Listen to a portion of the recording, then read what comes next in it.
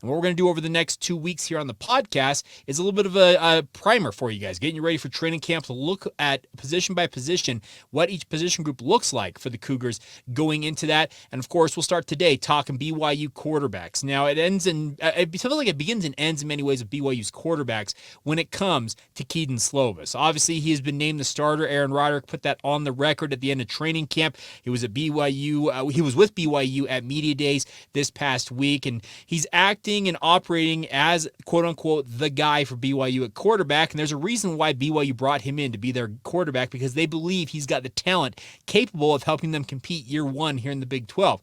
Obviously, they've got the 1 year to get it right with him, and he's got the 1 year to get it right in Provo, because he has got 1 year of eligibility remaining, and then he's planning on going to the NFL to seek his fortunes in the professional ranks. But this is a big opportunity, I think, for both sides to show that BYU is capable of bringing in a transfer portal quarterback who may have had his struggles at other stops and letting him succeed in their offense and show that it is quarterback friendly. It already is quarterback friendly. I think we've proven that over the past with the past two quarterbacks in particular, both Zach Wilson and Jaron Hall. But trying to make it 3 for 3 here in a row with Kedon Slovis. Now, Slovis, will catch up with him in just a minute. I had a great opportunity to talk with him one-on-one during BYU's media days. We'll let you hear more of his comments on what he expects from his upcoming season here in just a moment.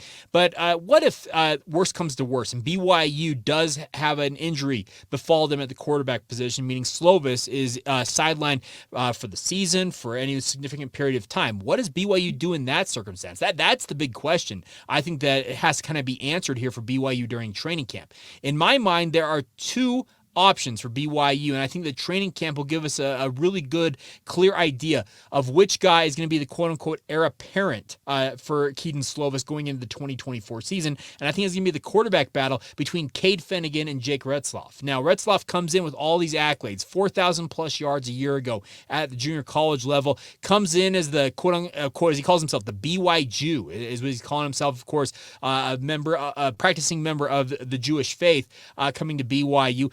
He's got great size, great arm, 6'2", 205 pounds, and he will do battle with Cade Fennegan, who's been in the program for 2 seasons now almost. Cade is 6'2", 190 pounds, and is a transfer himself at one point, coming over from Boise State after he served a mission for the Church of Jesus Christ of Latter-day Saints. I think that the backup battle comes down to which of these two guys outduels each other during training camp. We saw in spring camp, Retzloff was slowed due to multiple complications from a tonsillectomy that he underwent at the start of spring camp, but then by the back half of that camp, he ended up coming on very strong down the stretch. And in my mind, I think Retzloff has got the inside track to being the number 2 quarterback, but it does not mean that Cade Fennegan cannot go out there and earn it. He has proven himself at points during his time at BYU of being a guy who has absolutely got the moxie, the grit, the talent to be a quarterback of the future for BYU. But I think this season, should a guy like Kedon Slovis, knock on wood, suffer an injury of any significant sort, I think you see one of these two players, Fennegan or Retzloff, go into the game as the backup for BYU. Beyond that, I think a guy like Nick Billups obviously will try to prove what he's capable of during training camp. He's been in the program for 4 years now, and stunningly enough, is still only a redshirt sophomore. It's just absolutely incredible to me how things have shaken out. I think he's already graduated, speaking of Billups, from BYU in terms of getting his undergrad degree, so now in a graduate program. And then there's 2 other quarterbacks in camp. I think both of them will have to use training camp to really show what they're capable of and kind of set themselves up for next year. Speaking of 2024, those would be freshman Cole Hagan as well as Ryder Burton. Now, a number of you have had various takes on Ryder Burton because he was a guy BYU recruited and believed in throughout his recruiting process.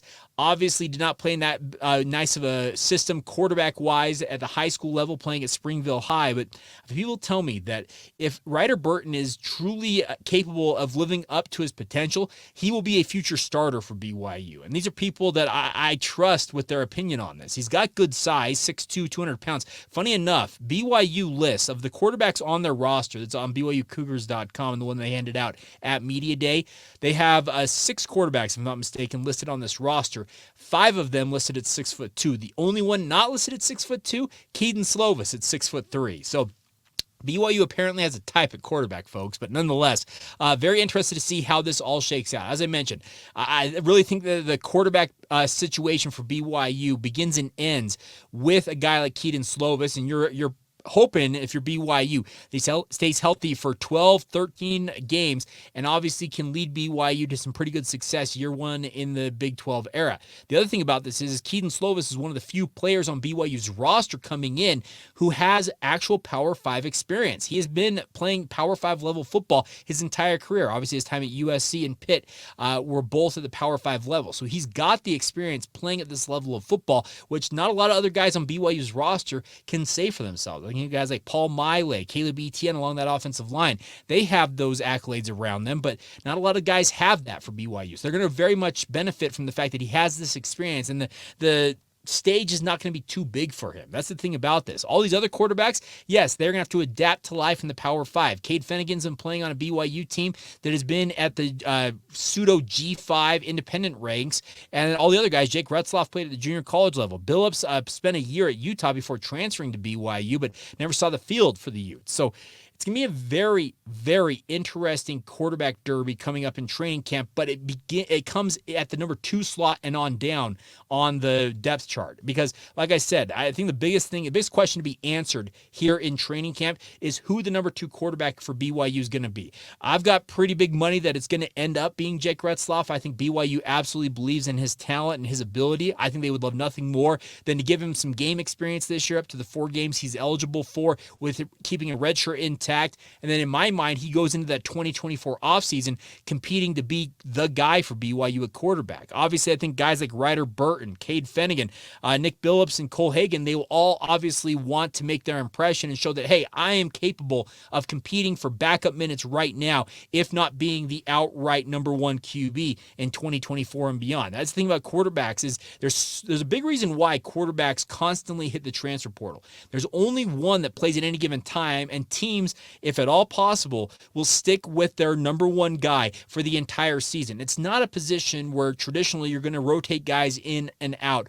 on a very frequent basis. There's the whole old adage, if you have 2 quarterbacks, you have none. And I think that Aaron Roderick understands that better than most because of some of the circumstances he's found himself in both at BYU and at Utah as a quarterback's coach, and he wants nothing more than to make sure that his quarterback believes that they are the guy, are being propped up as the guy, and obviously they're able to go out and perform as if they are the guy. And I use that term a lot, the guy, but that's what it is when you're a quarterback, especially at BYU. This is one of the universities who's got the moniker of being QBU. There's a unique thing to being a quarterback at BYU, and Kedon Slovis has spoken directly to this. He knows the history, the pantheon, the legends of yesteryear from BYU at their quarterback position, and he wants nothing more than to add to that legacy in his lone season as a Cougar.